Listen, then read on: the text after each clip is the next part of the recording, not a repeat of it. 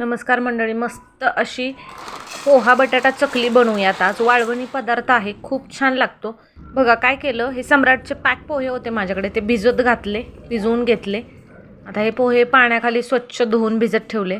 आता इकडे काय करायचं, 1 किलो पोहा असेल तर 1 किलो बटाटा घ्यायचा. आता हा बटाटा मी चिरून कुकरमध्ये एक 5-6 शिट्ट्या करून घेतल्या.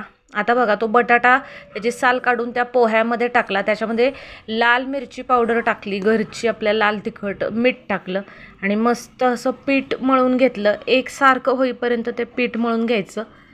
या चकल्या एक नंबर लागतात, खूप छान लागतात. तळल्यानंतर 1-2 ते 3 दिवस वाळल्या की उन्हामध्ये तयार होतात. बघा आता हे पीठ मळून तयार आहे.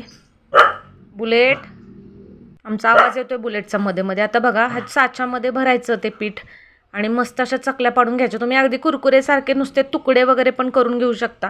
बघा आता ह्या उन्हाळी आपल्या वाळवणाच्या पोहा बटाटा चकल्या तयार. 2 ते 3 दिवसात वाळल्या की त्या तळण्यासाठी तयार.